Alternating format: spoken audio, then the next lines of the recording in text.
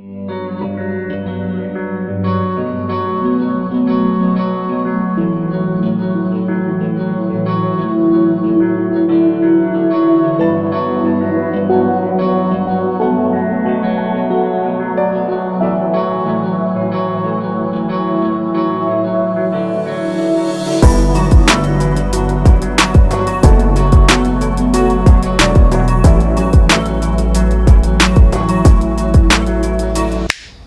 buenos días, muy buenas tardes o muy buenas noches. Tengan todos ustedes, mis queridos amigos, mis queridas amigas y por supuesto, claro que sí, todos ustedes, los que están en medio. Bienvenidos una vez más a su programa favorito, El Círculo de Lectura. Y estamos aquí porque mira, fíjate, ya no lo vamos a echar tan bien, carnal. El arma más poderosa creada por el hombre, una organización secreta sedienta de venganza, y apenas unas horas para evitar el desastre. La eterna pugna entre ciencia y religión se ha convertido en una guerra muy real. Así que sin más por el momento, ni preámbulos estúpidos que no te importan, te doy las gracias a ti por venir a tu ejercicio de resistencia cultural favorito.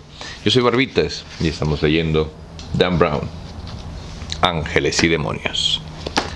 Capítulo 95. El asesino depositó su presa inconsciente en la parte trasera de la furgoneta y dedicó un momento a examinar su cuerpo. No era tan hermosa como las mujeres cuyos servicios compraba, pero poseía un vigor animal que le excitaba. Su cuerpo radiante estaba perlado de sudor, olía a almizcle. Mientras el asesino saboreaba su presa, hizo caso omiso del brazo adolorido. La contusión producida por el sarcófago al caer, aunque dolorosa, era insignificante. Valía la pena por la compensación que le aguardaba. Le consolaba la certeza de que el norteamericano culpable de esto debía de estar muerto. El asesino contempló a su prisionero inconsciente e imaginó los placeres que le depararía.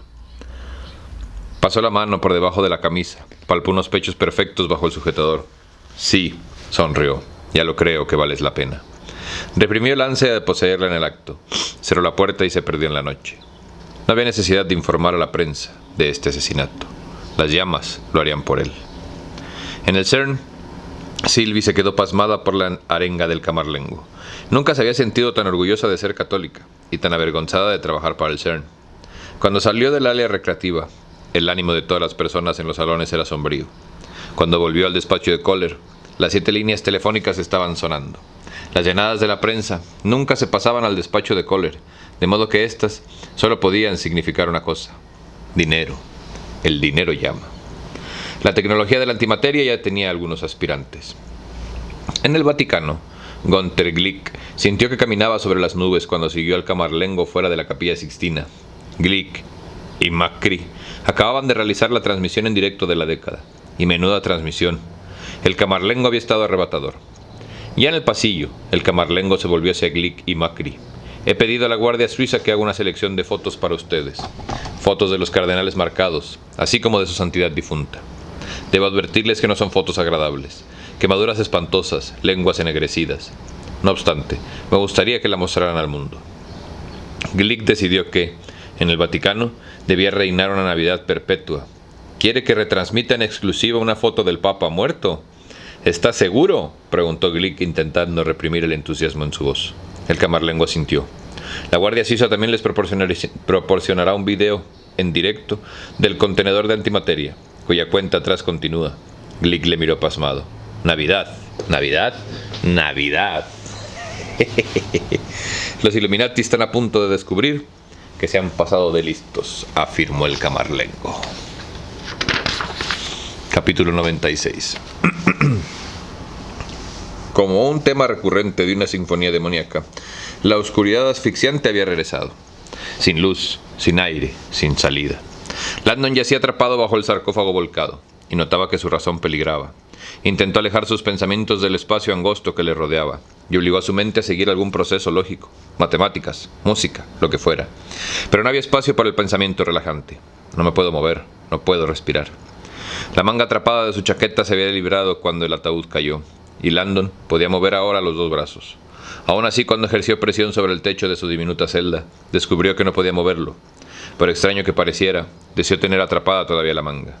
Al menos, abrió una rendija por la que entrara un poco de aire. Cuando volvió a empujar, la manga de la chaqueta descendió y vio el tenue destello de un viejo amigo, Mickey. Tuvo la impresión de que la cara del personaje se burlaba de él. Landon buscó otra señal de luz en la oscuridad, pero el borde del ataúd estaba al ras del suelo. Malditos perfeccionistas italianos, maldijo, pues se hallaba en peligro por la culpa de la misma excelencia artística que había enseñado a sus alumnos a reverenciar. Bordes impecables, líneas paralelas perfectas y, por supuesto, la utilización del mármol de Carrara más resistente. La precisión puede ser asfixiante. «Levanta el maldito trasto», dijo en voz alta, al tiempo que empujaba con más fuerza entre la maraña de huesos. El ataúd se movió apenas. Landon apretó la mandíbula y volvió a empujar. La caja pesaba como un peñasco, pero esta vez se alzó 1 centímetro. Un tenue destello de luz le rodeó, y entonces el ataúd cayó de nuevo. Permaneció tendido en la oscuridad, casi sin aliento. Intentó utilizar las piernas para levantarlo como antes, pero el ataúd no le había dejado ni espacio para enderezar las rodillas. Mientras el pánico a la claustrofobia se cebaba en él, le asaltaron imágenes del sarcófago encogiéndose. Combatió la fantasía con los jirones de razón que aún le quedaban. «Sarcófago», dijo en voz alta con la mayor frialdad académica posible, pero hasta la erudición parecía ser su enemiga. Sarcófago viene del sarx, griego, que significa carne, y de phagein, que significa comer. Estoy atrapada en una caja pensada literalmente para comer carne. ¡Ah, caray! ¡Ah, caray! Acuérdate que los griegos también se comían a la gente, ¿eh? Al que no me crea, que lea Platón. En específico cuando habla sobre Ajax. Imágenes de carne devorada hasta el hueso solo sirvieron para recordar a Landon, que estaba cubierto de restos humanos. La idea le provocó náuseas y escalofríos, pero también le inspiró una idea. Rebuscó alrededor del ataúd, hasta encontrar una astilla de hueso, una costilla tal vez. Daba igual, solo quería una cuña. Si podía levantar la caja, aunque fuera unos centímetros, y deslizar el fragmento del hueso debajo del borde, tal vez entraría aire suficiente para... Introdujo el hueso, rematado en la punta entre el suelo y el ataúd, y con la otra mano empujó hacia arriba. La caja no se movió, ni 1 milímetro. Probó de nuevo. Por un momento tuvo la impresión de que temblaba un poco, pero eso fue todo. Con el hedor fétido y la falta de oxígeno que le robaba la energía del cuerpo, Landon comprendió que solo tenía tiempo para un último esfuerzo. También sabía que necesitaría ambos brazos. Apoyó el fragmento de hueso contra la grieta, movió el cuerpo y encajó el hueso contra su hombro para sujetarlo, con cuidado de que no se soltara. Levantó las 2 manos. Cuando el angosto espacio empezó a asfixiarle, sintió una oleada de pánico. Era la segunda vez en el día que se quedaba atrapado sin aire. Gritó con todas sus fuerzas y empujó hacia arriba.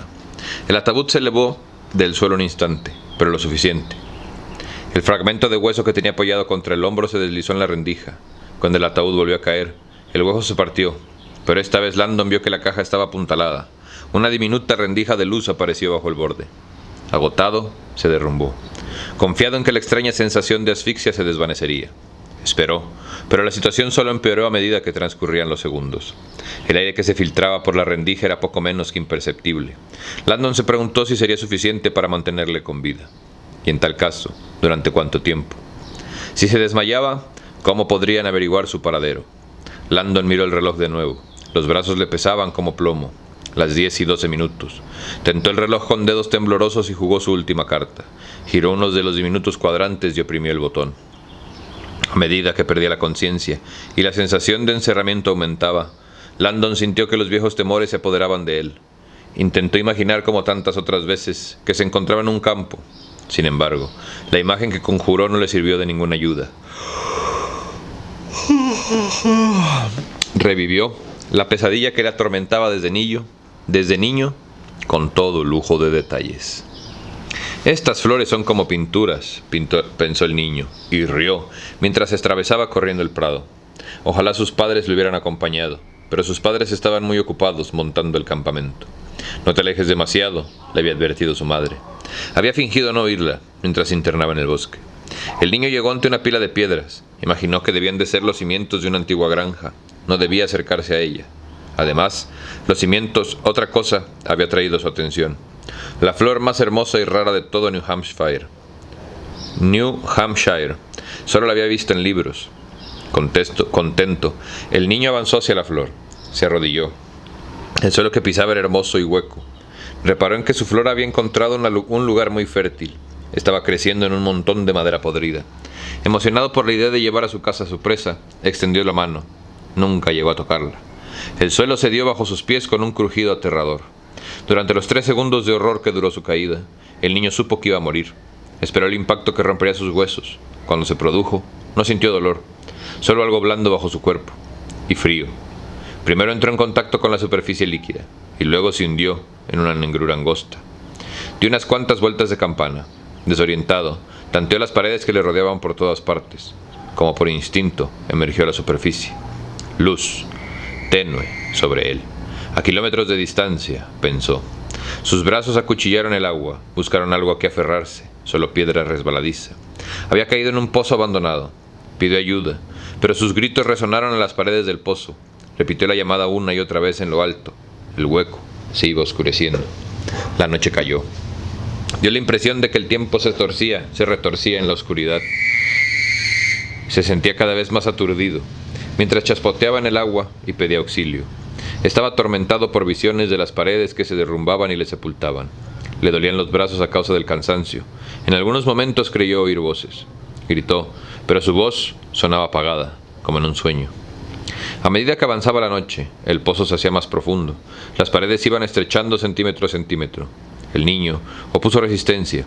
Después, agotado, tuvo ganas de rendirse. No obstante, sintió que el agua le daba ánimos, enfriaba sus temores hasta dejarle entumecido. Cuando llegó el equipo de rescate, encontraron al niño apenas consciente. Hacía 5 horas que flotaba en el agua. 2 días después, el Boston Globe publicó un artículo en primera plana titulado El pequeño nadador que venció. Capítulo 97. El asesino corrió cuando detuvo la furgoneta delante del enorme edificio que dominaba el río Tíber. Cargó con su presa escaleras arriba, agradecido de que estuviera inconsciente. Llegó a la puerta. La iglesia de la iluminación, se regocijó. El antiguo lugar de encuentro de los Illuminati. ¿Quién habría imaginado poder estar aquí? Depositó a Victoria sobre un mullido diván. Después, le sujetó las manos a la espalda y ató sus pies. Sabía que su deseo tendría que esperar a que hubiera finalizado su tarea. Agua. De todos modos, pensó, podía permitirse un momento de placer. Se arrodilló a su lado y recorrió su muslo con la mano. Era suave. Más arriba, sus dedos oscuros se deslizaron bajo los shorts de la joven. Más arriba. Se detuvo. Paciencia, se dijo, muy excitado. Nos queda trabajo por hacer. Salió un momento al balcón de piedra de la cámara. La brisa de la noche calmó sus ardores. Abajo, el Tíber descendía bravío. Alzó los ojos hasta la cúpula de San Pedro, a 1,5 kilómetros de distancia, desnuda bajo el resplandor de centenares de focos de las televisiones. Vuestra hora final, dijo en voz alta, mientras imaginaba los miles de musulmanes asesinados durante las cruzadas.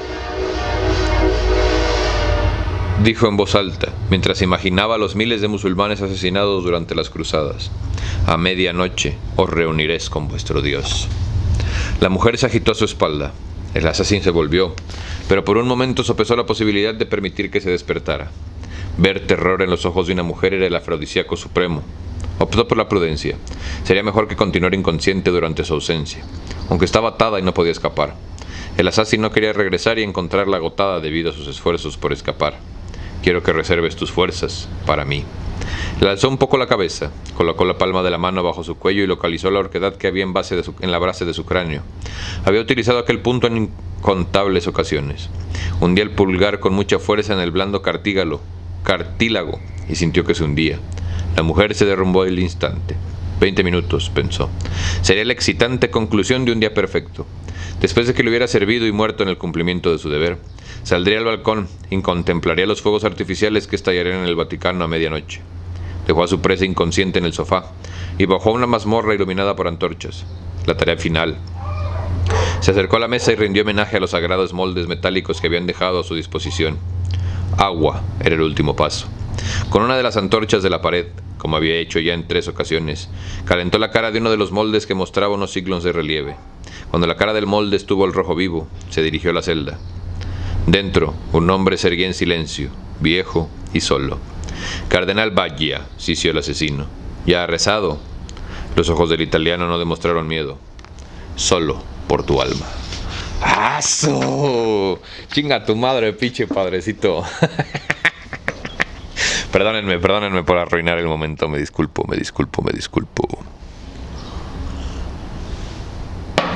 La neta no, pinches padres que chinguen a su madre. Capítulo 98. Los 6 bomberos que acudieron a sofocar el incendio de la iglesia de Santa María de la Victoria extinguieron la hoguera con gas salón.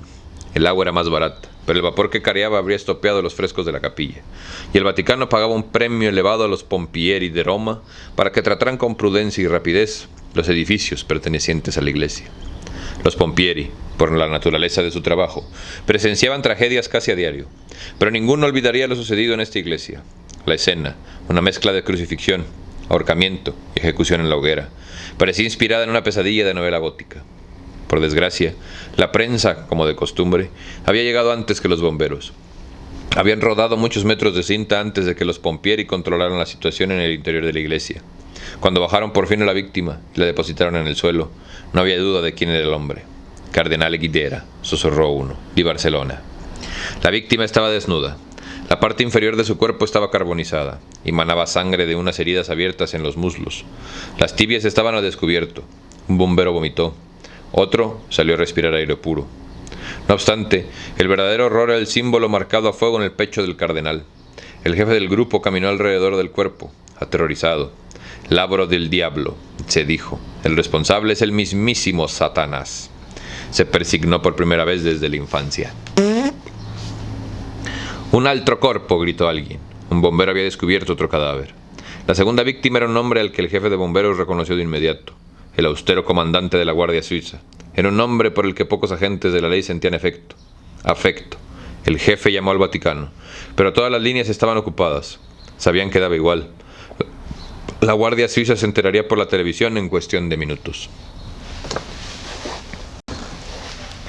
Mientras el jefe inspeccionaba los daños e intentaba imaginar lo sucedido en la iglesia, vio un nicho acribillado a balazos. Un ataúd había resbalado de sus apoyos y volcado, como si alguien lo hubiera empujado. Que se ocupen la policía y la Santa Sede, pensó el jefe, y dio media vuelta. Entonces se detuvo. Oyó un sonido precedente del ataúd. Era un ruido que a ningún bombero le hacía gracia oír. ¡Bomba!, gritó Tutti Fuori. Cuando llegaron los artificeros y apartaron el ataúd, descubrieron la fuente del pitido electrónico. Contemplaron la escena, confusos. ¡Médico!, gritó alguien por fin. ¡Médico! ¡Tarán!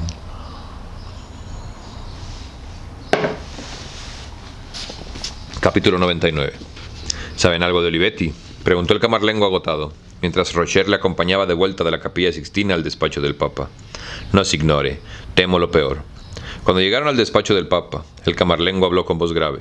Capitán, esta noche no puedo hacer nada más. Temo que ya me he excedido. Voy al despacho a rezar. No deseo ser molestado. Lo demás está en manos de Dios. Sí, signore. Se está haciendo tarde. Capitán, que encuentren pronto el contenedor. A ver, vamos a hacer una apuesta. Vamos a farmear comentarios. Vamos a hacer una apuesta, güey. Si ya llegaste hasta aquí es porque sí te gusta el contenido. ¿Quién crees que sea el hombre interno? ¿Quién crees que sea aquel que le abrió las puertas al Assassin? ¿Quién crees? ¿Quién crees, güey? ¿Un miembro de la Guardia Suiza? ¿El mismísimo Camarlengo? ¿Un cardenal? Yo, híjole, güey, se me hace que le voy al Camarlengo. Al principio, la neta, cuando empezamos a leer, pensé que era al que acaban de matar, ¿cómo se llama? Olivetti. Pero, pues ya no. Sí, signore. Se está haciendo tarde, capitán. Que encuentren pronto el contenedor. Nuestro registro continúa. Rocher vaciló. Esto demuestra que el arma está muy bien escondida. El camarlengo se encogió, como incapaz de pensar en ello. Sí, a las 11:15 en punto. Si no lo han encontrado, quiero que evacúen a los cardenales. Deposito su seguridad en sus manos. Solo pido una cosa, que salgan de aquí con dignidad. Que permanezcan con la multitud en la plaza de San Pedro. No quiero que la última imagen de esta iglesia sea un grupo de viejos aterrorizados huyendo por una puerta trasera. Muy bien, signore. ¿Y usted? ¿Vengo a buscarle a las 11:15 también? No será necesario. Signore, me iré cuando lo crea conveniente. Rocher se preguntó si el camarlengo pretendía hundirse con el barco. El sacerdote abrió la puerta del despacho del Papa y entró. En realidad, se volvió. Una cosa más. Signore, parece que hace frío en el despacho esta noche. Estoy temblando. La calefacción eléctrica está desconectada. Deje que encienda la chimenea. El camarlengo sonrió cansado. Gracias. Muchísimas gracias. Rocher salió del despacho del Papa, donde había dejado al camarlengo rezando a la luz del fuego de la chimenea, delante de una pequeña estatua de la Virgen María. La escena era escalofriante. Una sombra negra arrodillada en el resplandor oscilante. Cuando pasó por el pasillo, apareció un guardia que corrió hacia él. Incluso a la luz de las velas, Rocher reconoció al teniente Chartrand, joven, bisoño y entusiasta. «Capitán», dijo Chartrand, y le acercó un móvil. «Creo que el discurso del camarlengo ha obrado efecto. La persona que llama dice que posee información capaz de ayudarnos. Telefoneó desde una de las extensiones privadas del Vaticano. No tengo idea de cómo consiguió el número». Rocher se detuvo. «¿Qué? Solo hablará con el oficial de mayor graduación. ¿Sabemos algo de Olivetti?» «No, señor». Rocher tomó el aparato. «Soy el capitán Rocher, el oficial de mayor graduación en este momento». «Rocher», dijo la voz, «le explicaré quién soy. Después le diré qué va a hacer a continuación». Cuando el desconocido dejó de hablar y colgó, Rocher se quedó estupefacto. Ahora sabía de quién recibía órdenes. En el CERN, Sylvie Baudeloc intentaba tomar nota de todas las solicitudes de patente que recibía el buzón de voz de Kohler. Cuando la línea privada del escritorio del director empezó a sonar, Sylvie pegó un bote. Nadie tenía aquel número, contestó. «Sí, señorita Baudeloc, soy el director Kohler. Póngase en contacto con mi piloto. Mi avión ha de estar preparado dentro de 5 minutos». ¡Cuan, cuan, cuan! Eso sí, yo le voy que Kohler esté involucrado, güey. Ese pinche viejito acá, que se parece al otro viejito que... ¿O tú qué opinas? ¿Tú qué piensas, bebé? Si piensas. Capítulo 100. 100 de... Entonces te digo cuántos son. 137. Así que agárrate, güey, que ya no lo vamos a acabar. Robert Landon no tenía ni idea de dónde estaba, ni cuánto tiempo llevaba inconsciente. Cuando abrió los ojos se encontró mirando los frescos de una cúpula. El lugar estaba lleno de humo. Algo cubría su boca. Una mascarilla de oxígeno. Se la quitó. Un terrible olor invadía la habitación como carne quemada. Landon se encogió al sentir el dolor de cabeza. Intentó incorporarse. Un hombre vestido de blanco estaba arrodillado a su lado. «Riposati», dijo el hombre, al tiempo que le ayudaba a Landon a recostarse. «Solo il paramédico».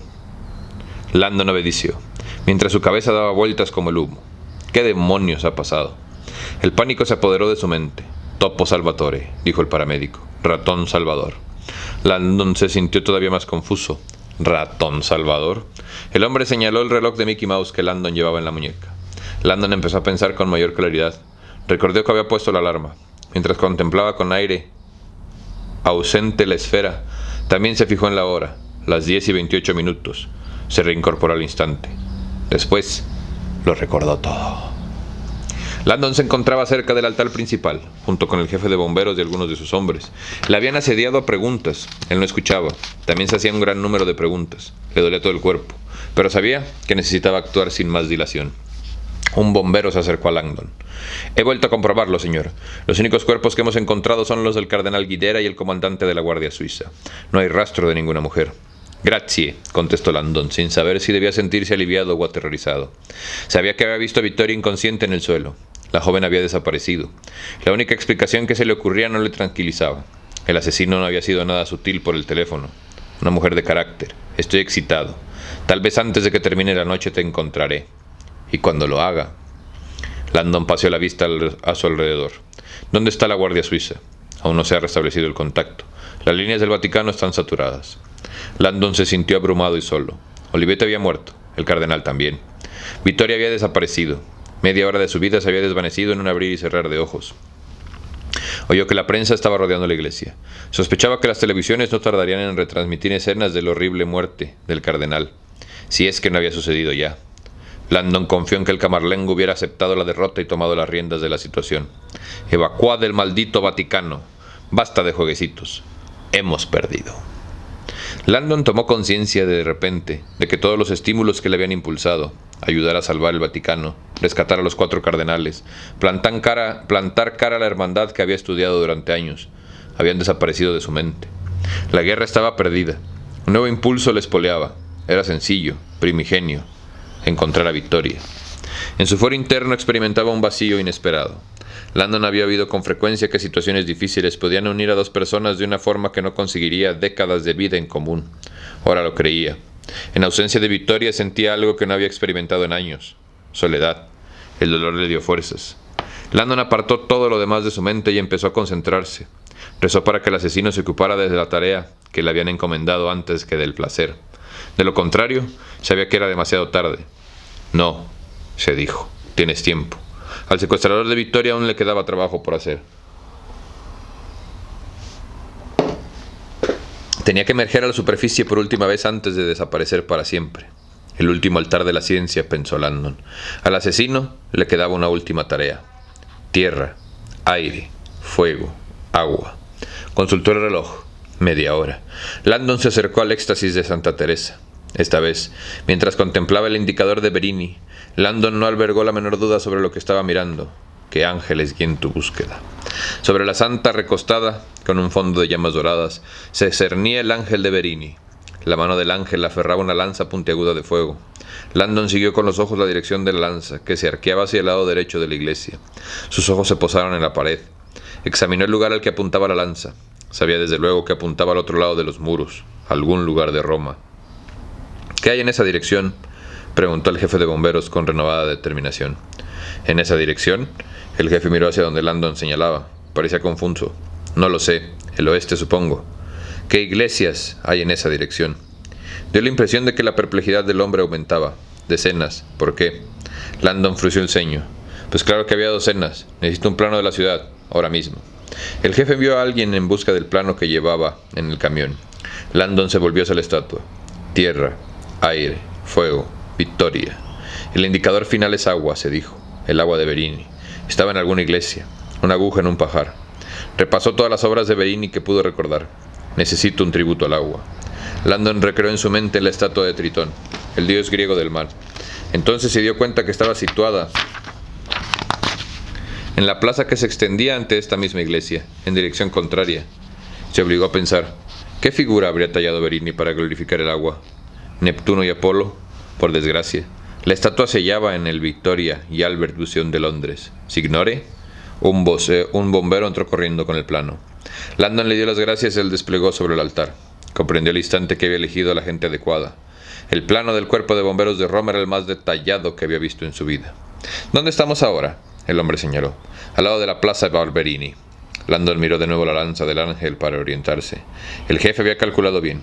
Según el plano, la lanza señalaba al oeste. Landon trazó una línea desde el lugar donde se encontraban en dirección oeste. Casi al instante sus esperanzas comenzaron a desvanecerse. Daba la impresión de que, a cada centímetro que recorría sus dedos, pasaba ante otro edificio marcado con una diminuta cruz negra. Iglesias. La ciudad estaba plagada de ellas. Por fin, el dedo de Landon ya no encontró más iglesias y se internó en los suburbios de Roma. Exhaló un suspiro y retrocedió. Maldición. Los ojos de Landon se pararon en los 3 lugares donde habían sido asesinados los 3 primeros cardenales. La capilla Chigi, San Pedro, aquí. Al verlos en el mapa, reparó de que su emplazamiento formaba una configuración extraña. Había imaginado que las iglesias estarían distribuidas al azar por Roma, pero no era así. Por improbable que fuera, parecía que las iglesias estaban erigidas de una manera sistemática, formando un triángulo cuyos vértices eran San Pedro, Santa María del Popolo y Santa María de la Victoria. Landon volvió a mirar. No estaba imaginando cosas. Pena, dijo de repente sin alzar la vista. Alguien le ofreció un bolígrafo.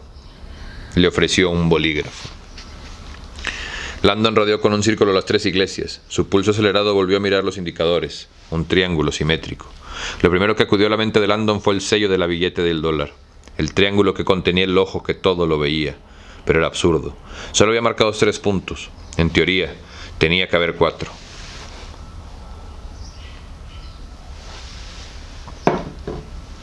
¿Dónde está el agua? Landon sabía que el triángulo quedaría desobstruido. Situara donde situar el 4º punto. La única manera de conservar la simetría era situar el 4º indicador dentro del triángulo, en el centro. Miró el punto en el plano. Nada. De todos modos, la idea le fastidiaba. Los 4 elementos de la ciencia se consideraban iguales. El agua no era especial. El agua no estaría en el centro de los demás. Aún así, su instinto le decía que la disposición sistemática no podía ser accidental. Aún no captó el conjunto. Solo quedaba una alternativa. Los 4 puntos no formaban un triángulo. Adoptaban otra forma. Landon miró el plano. ¿Un cuadrado tal vez? Si bien un cuadrado carecía de sentido simbólico, al menos era una figura simétrica. Landon apoyó el dedo sobre uno de los puntos que convertirían el triángulo en cuadrado. Observó de inmediato que un cuadrado perfecto era imposible. Los ángulos del triángulo original eran oblicuos y creaban un cuadrilátero deforme. Mientras estudiaba los otros puntos posibles alrededor del triángulo, sucedió algo inesperado. Reparó en que la línea que había trazado antes para indicar la dirección de la lanza del ángel atravesaba uno de los destinos posibles. Landon, estupefacto, trazó un círculo alrededor de aquel punto. Ahora estaba mirando 4 marcas de tinta en el plano, dispuestas de manera que formaban una especie de diamante, como un cometa. Frunció el ceño. Los diamantes no eran un símbolo de los Illuminati, pensó. Y entonces, por un instante, Landon recreó en su mente el famoso diamante de los Illuminati. La idea era ridícula, por supuesto. La desechó. Además, este diamante era oblongo, como una cometa, y no podía ser un ejemplo de simetría perfecta reverenciada por los Illuminati. Cuando se inclinó para examinar el punto donde había colocado la marca final, Landon se llevó una sorpresa al descubrir que el cuarto punto se hallaba en el pleno centro de Roma, en la famosa Piazza Navona. Sabía que la plaza albergaba una iglesia importante, pero ya había atravesado con el dedo la plaza y tenido en consideración la iglesia. Por lo que él sabía, no albergaba oblas de Verini. Era la iglesia de Santa Agnes de la Agonía, llamada así en honor de Santa Agnes, una bellísima adolescente virgen condenada a una vida de esclavitud sexual por negarse a renunciar a su fe. Tiene que haber algo en esa iglesia. Landon se desvenó los sesos y recreó en su mente el interior de la iglesia. No recordó que guardara ninguna obra de Verini, y mucho menos relacionada con el agua. La disposición del plano también le perturbaba. Un diamante, demasiado preciso para ser una coincidencia, pero no lo bastante para tener sentido. ¿Una cometa? Landon se preguntó si había elegido un punto equivocado. ¿Hay algo que no acabo de ver? La respuesta tardó en llegar otro medio minuto, pero cuando lo hizo, Landon experimentó un júbilo como jamás había conocido en su carrera académica. Por lo visto, el genio de los Illuminati era inagotable. La forma que estaba mirando no pretendía ser la de un diamante. Los 4 puntos solo formaban un diamante porque Landon había unido los puntos adyacentes. Los Illuminati creen en los opuestos. Los dedos de Landon temblaron cuando unieron vértices opuestos con el bolígrafo. Una cruz gigante apareció ante él. Una cruz. Los 4 elementos de la ciencia se desplegaron ante sus ojos, esparcidos por Roma hasta crear una enorme cruz. Mientras contemplaba la forma, un par de versos resonaron en su mente, como antiguos amigos con un nuevo rostro. Cruzando Roma esos místicos 4 elementos se revelan. La niebla empezó a disiparse. Landon comprendió que había tenido la respuesta delante de sus narices toda la noche. El poema de los Illuminati le había revelado cómo estaban dispuestos los altares. Una cruz. Cruzando Roma estos místicos 4 elementos se revelan. Un juego de palabras astuto, pero era mucho más que eso. Otra pista oculta. La cruz del plano, comprendió Landon, significaba la dualidad definitiva de los Illuminati. Era un símbolo religioso famoso, formado por elementos de la ciencia. El sendero de la iluminación de Galileo era un tributo tanto a la ciencia como a Dios. Las demás piezas del rompecabezas encajaron casi de inmediato. Piazza Navona. En el centro de la Piazza Navona, frente a la iglesia de Santa Agnes de la Agonía, Verini había esculpido una de sus más celebradas esculturas. Todo el mundo que visitaba Roma iba a verla. La fuente de los 4 ríos. Un tributo perfecto al agua. La fuente de los 4 ríos de Verini glorificaba los 4 ríos principales del antiguo mundo: el Nilo, el Ganges, el Danubio y el Río de la Plata. Agua, pensó Landon. El indicador final era perfecto. Y aún más perfecto, pensó Landon, la guinda del pastel, era que, sobre la fuente de Verini, se alzaba un altísimo obelisco. En fin. Landon corrió hacia el cuerpo sin vida de Olivetti, dejando a los bomberos confusos. Las 10:30, pensó. Queda aún mucho tiempo. Era el primer instante en todo el día que Landon pensaba llevar ventaja. Se arrodilló al lado de Olivetti, cuyo cadáver ocultaban los bancos, y se incautó con toda la discreción de la semiautomática y el walkie-talkie del comandante. Landon sabía que podría pedir ayuda, pero no se hallaba en el lugar más indicado para hacerlo. Era preciso que el último altar de la ciencia continuara siendo un secreto. Las televisiones y el cuerpo de bomberos con las sirenas a todo volumen, lanzados en dirección de la Piazza Navona, no le serían de ninguna ayuda. Sin decir palabras, salió por la puerta y esquivó a la prensa. que estaba entrando en oleadas. Cruzó la Piazza Barberini, conectó el walkie-talkie, intentó llamar al Vaticano, pero solo obtuvo estática. O estaba fuera de alcance, o el transmisor necesitaba algún tipo de código de autorización. Landon manipuló los cuadrantes.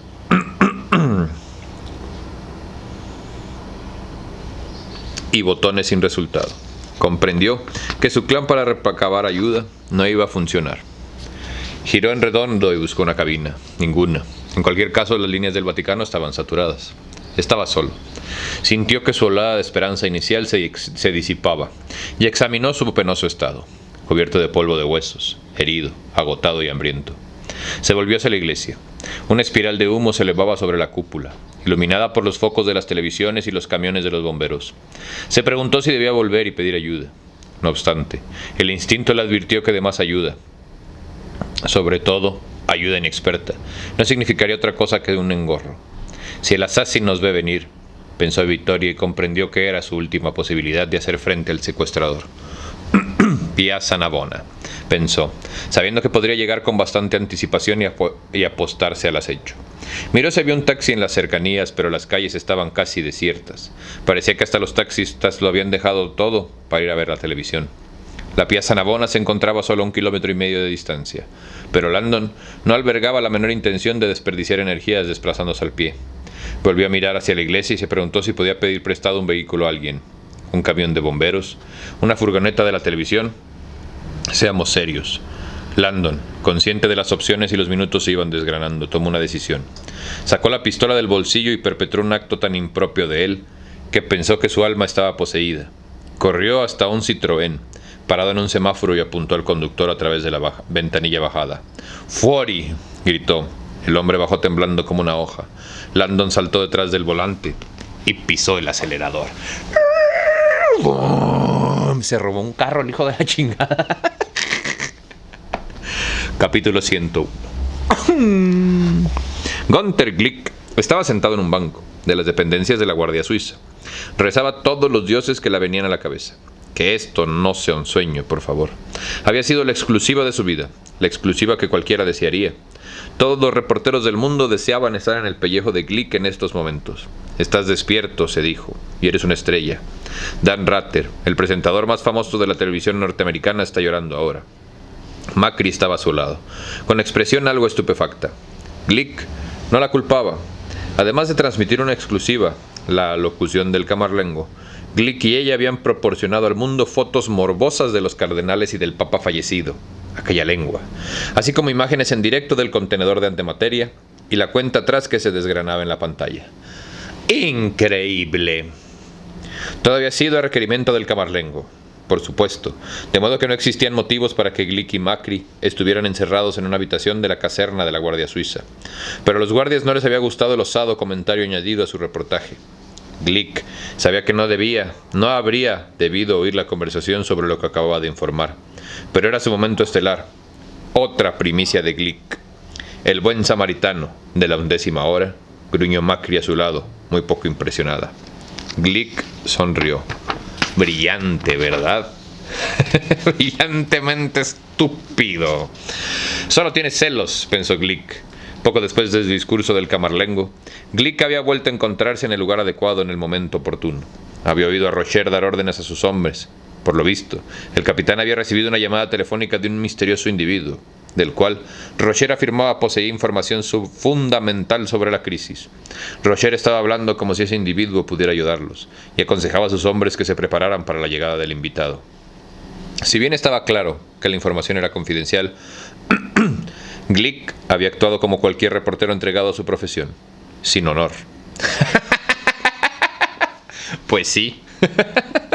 Había encontrado un rincón discreto y ordenado a Macri que conectara su cámara para informar a la policía, para informar de la noticia.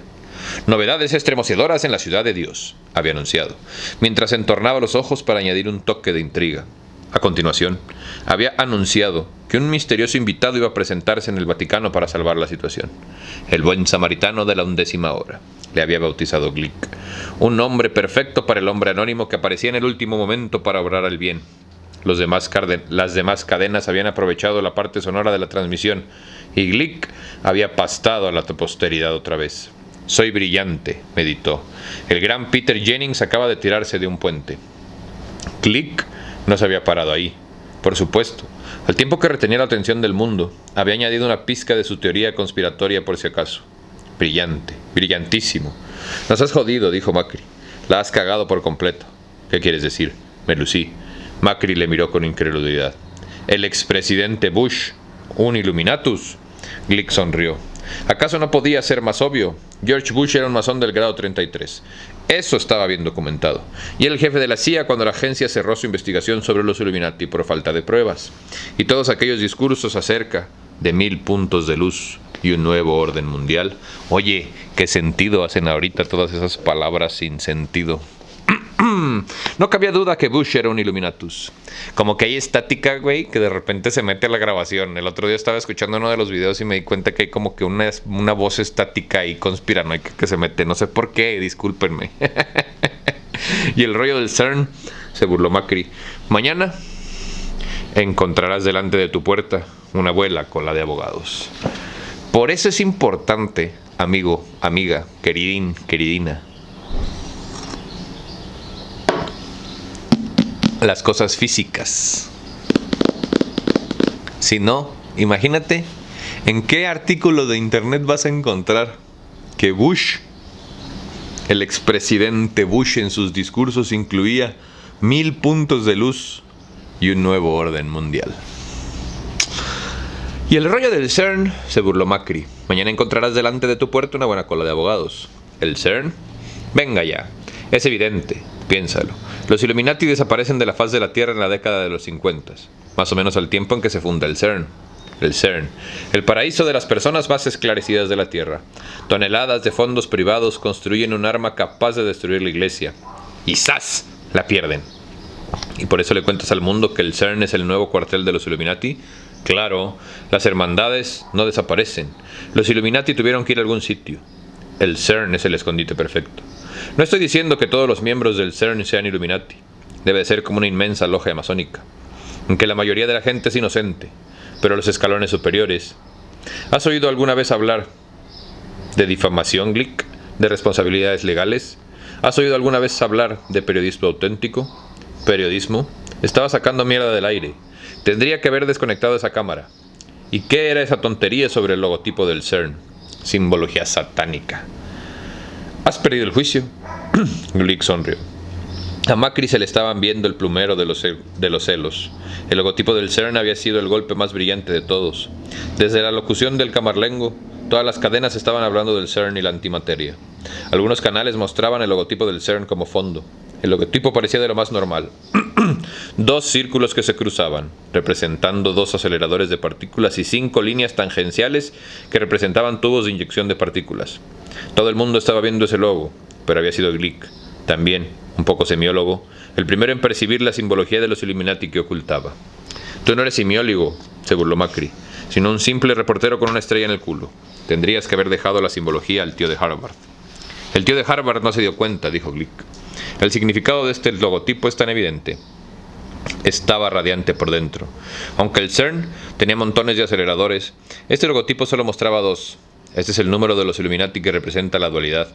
Si bien la mayoría de los aceleradores solo tenían un tubo de inyección, el logotipo mostraba 5. 5 es el número de los Illuminati que representa el pentagrama. Después había dado el golpe, el más brillante de todos. Glick señaló que el logotipo contenía un 6, bien visible, formado por una de las líneas y círculos, y cuando se daba la vuelta al logotipo aparecía otro, y luego otro. El logotipo contenía 3 seises. 666, la marca del diablo, el número de la bestia. Glick era un genio. Macri parecía a punto de bofetearle. Glick sabía que los celos se le pasarían y su mente se concentró en otro pensamiento.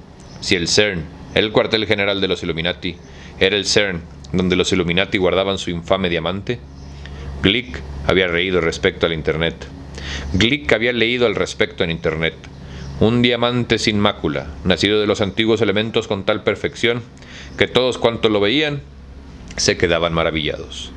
Glick se preguntó si el misterioso paradero del diamante de los Illuminati iba a ser otro enigma desvelado por él esta noche. Capítulo 102.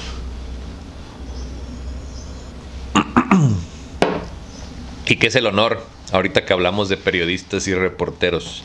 ¿Qué es el honor? Sino algo que utilizan o han utilizado. Pero podríamos hablar de honor y podríamos hablar de pena, podríamos hablar de vergüenza y podríamos hablar de deber. Pero aún así, ¿cuál es tu deber?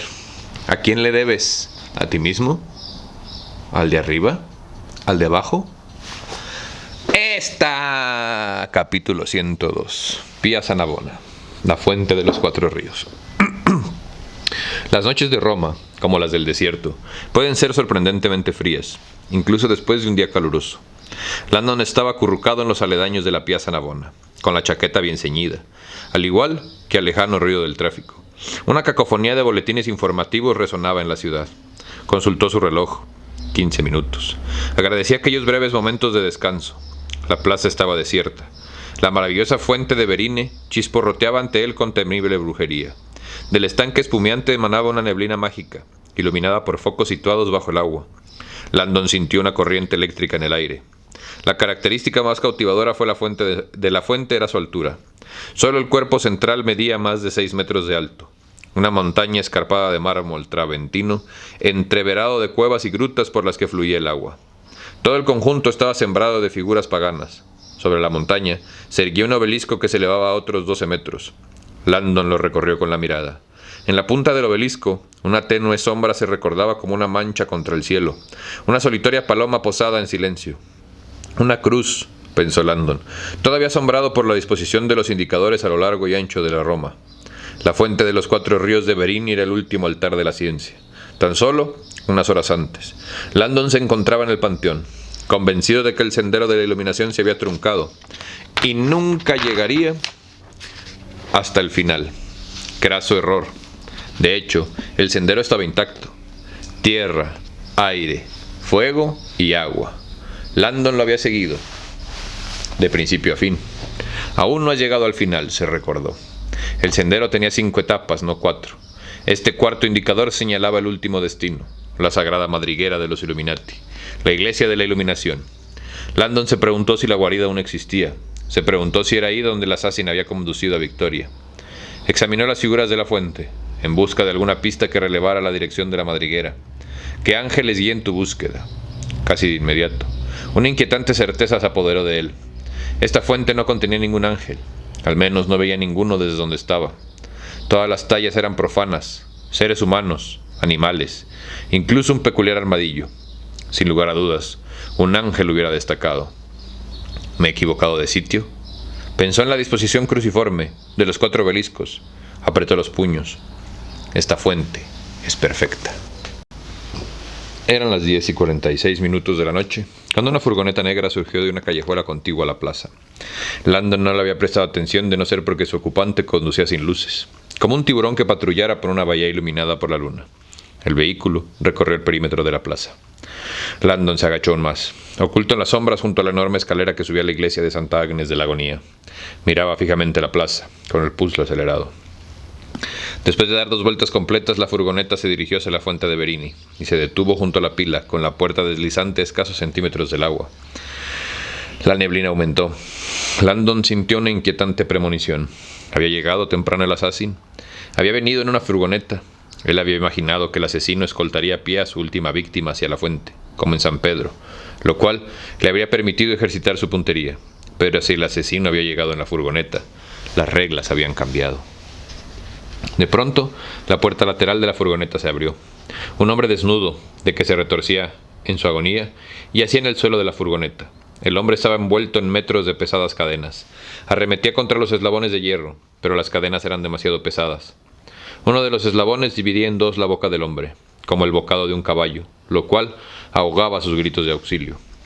Fue entonces cuando Landon vio la segunda figura que se movía alrededor del prisionero en la oscuridad, haciendo los últimos preparativos. Landon sabía que solo tenía unos segundos para actuar. Cogió la pistola, se quitó la chaqueta y la tiró al suelo, pues no quería que entorpeciera sus movimientos, ni albergaba la menor intención de acercar al agua el diagrama de Galileo. El documento se quedaría aquí, seco y a buen recaudo. Landon avanzó sigilosamente hacia su derecha, rodeó el perímetro de la fuente y se apostó directamente frente a la furgoneta. La enorme pieza central de la fuente entorpecía su visión. Corrió hacia la pila. Confió en que el ruido ensordecedor del agua apagara sus pasos. Cuando llegó a la fuente, trepó sobre el borde y se dejó caer en el estanque. El agua le llegaba hasta la cintura, fría como el hielo. Landon apretó los dientes y avanzó con dificultad. El fondo era resbaladizo, doblemente traicionero por la capa de monedas arrojadas para tener buena suerte. Landon presintió que necesitaría algo más que buena suerte. Mientras la neblina se elevaba a su alrededor, se preguntó si la mano que empuñaba la pistola también temblaba debido al frío o al miedo. Llegó a la mole central de la fuente y giró a su izquierda. Se sujetó a las estatuas de mármol. Escondido tras el nombre figura tallada de un caballo, asomó la cabeza. La furgoneta se encontraba solo a unos 5 metros de distancia. El asesino estaba acuclillado en el suelo de la furgoneta y sujetaba con ambas manos el cuerpo envuelto en cadenas del cardenal, preparado para arrojarle por la puerta abierta de la fuente. Robert Landon levantó la pistola y salió de la neblina, sintiéndose como una especie de vaquero acuático. «¡No se mueva!». Su voz era más firme que la mano que empuñaba el arma. El asesino alzó la vista. Por un momento pareció confuso, como si hubiera visto un fantasma. Después, sus labios se curvaron en una sonrisa malvada. Levantó los brazos en señal de sumisión. «Así sea. Salga de la furgoneta. Sea mojado. Sea de lanzado. Estoy ansioso por volver con mi presa». Landon apuntó el arma. «No vacilaré en disparar». Ya vacilado. Landon sintió que su dedo se tensaba sobre el gatillo.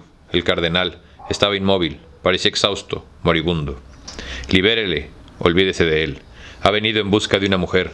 No finja lo contrario». Landon reprimió la ansia de acabar el ansia de acabar en aquel momento. «¿Dónde está?» «A salvo en algún lugar, esperando mi regreso». «Está viva». Landon vislumbró un rayo de esperanza. En la iglesia de la iluminación, el asesino sonrió. «Nunca la localizará». Landon no le creyó. «La guarida sigue intacta». «¿Dónde?» «El lugar ha permanecido secreto durante siglos. Solo me han revelado su emplazamiento en fecha reciente. Moriría antes que traicionar esa confianza. Puedo encontrarla sin usted». «Una idea arrogante». Landon señaló la fuente. «He llegado hasta aquí. Igual que muchos. El paso final es el más arduo». Landon avanzó con cautela. El asesino parecía notablemente tranquilo, acuclillado en la parte trasera de la furgoneta con los brazos levantados sobre la cabeza.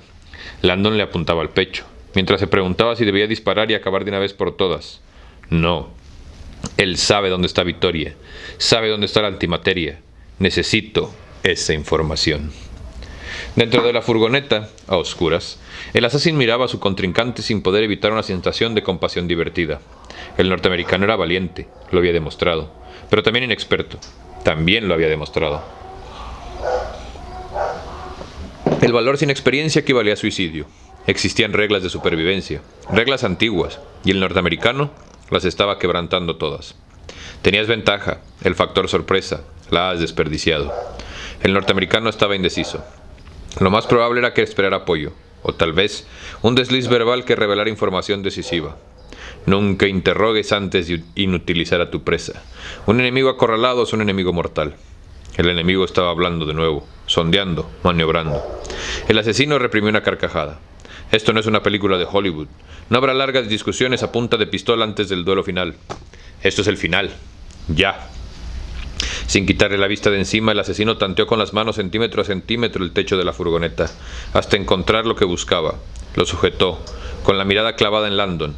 Entonces, efectuó su jugada. El movimiento fue inesperado por completo. Por un instante, Landon pensó que las leyes de la física habían dejado de existir. Dio la impresión de que el asesino colgaba en el aire, al tiempo que extendía las piernas. Sus botas golpeaban el costado del cardenal y expulsaban por la puerta el cuerpo encadenado. El cardenal cayó al agua y levantó una nube de espuma. Landon comprendió demasiado tarde lo que había pasado. El asesino había aferrado una barra antivuelco de la furgoneta, utilizándola para proyectarse hacia afuera. Ahora volaba hacia él, con los pies por delante. Landon apretó el gatillo. La bala atravesó el pie izquierdo del asesino. Al instante sintió que las botas del asesino entraban en contacto con su pecho y salió disparado hacia atrás. Ambos hombres se sumergieron en el estanque ensangrentado. Cuando el agua fría cubrió todo el cuerpo de Landon, lo primero que sintió fue dolor. A continuación, el instinto de supervivencia cobró vida. Se dio cuenta de que ya no sostenía el arma. La había soltado en el momento del impacto. Tanteó en el fondo resbaladizo. Su mano tocó metal. Un puñado de monedas. Las dejó caer. Abrió los ojos y escudriñó el fondo luminoso. El agua se agitaba a su alrededor como un gélido jacuzzi. Pese al instinto de respirar, el miedo le tenía clavado al fondo, siempre en movimiento. No sabía de dónde llegaría el siguiente ataque. Tenía que encontrar la pistola. Tanteó con desesperación delante de él. «Tienes ventaja», se dijo. «Estás en tu elemento». Aún con el jersey empapado, Landon era un ágil nadador. El agua es tu elemento. Cuando los dedos de Landon tocaron metal por segunda vez, estuvo seguro de que su suerte había cambiado. El objeto que tenía en la mano no era un puñado de monedas. Lo agarró e intentó traerlo hacia él, pero al hacerlo, notó que su cuerpo se deslizaba en el agua. El objeto no se movía. Landon comprendió, aún antes de pasar por encima del cuerpo retorcido del cardenal, que había agarrado parte de la cadena metálica que inmovilizaba al hombre y que servía de lastre. Se quedó paralizado por la visión de la cara aterrorizada que le miraba desde el fondo de la fuente. Espoleado por la vista, espoleado por la vida que alumbraba en los ojos del hombre, Landon asió las cadenas e intentó alzarle hacia la superficie. El cuerpo ascendió poco a poco, como un ancla. Landon tiró con más fuerza. Cuando la cabeza del cardenal rompió la superficie, el anciano respiró varias bocanadas de aire con desesperación. Después, su cuerpo rodó con violencia, lo cual provocó que Landon soltara las cadenas resbaladizas. Badgia se hundió de nuevo como una piedra y desapareció bajo el agua espumeante. Landon se volvió a zambullir, con los ojos abiertos. Localizó al cardenal esta vez. Cuando lo sujetó, las cadenas que cubrían el cuerpo de Badgia se movieron y revelaron una nueva maldad. Una palabra estampada a fuego en el pecho. Water. Agua. Un instante después, 2 botas aparecieron ante su vista. De una de ellas manaba abundante sangre. Aquí está el anagrama del agua. Y aquí está el anagrama del agua al revés. Está bien interesante. Justo ahora en las clases, antes de salir de vacaciones, se las enseñaba a uno de mis alumnos. Muchísimas gracias a ti por venir a tu ejercicio de resistencia cultural favorito. Ahí lo vamos a dejar, porque alguien te tiene que introducir el suspenso, bebé. Muchas gracias a ti por venir a tu ejercicio de resistencia cultural favorito. Yo soy Barbitas. Yo creo que nos quedan como 2 o 3 sesiones para acabar este gran libro, esta maravillosa pieza de la literatura. Así que sin más por el momento ni preámbulos estúpidos que no te importan, te doy las gracias a ti por venir. Y nos vemos pronto. Adiós.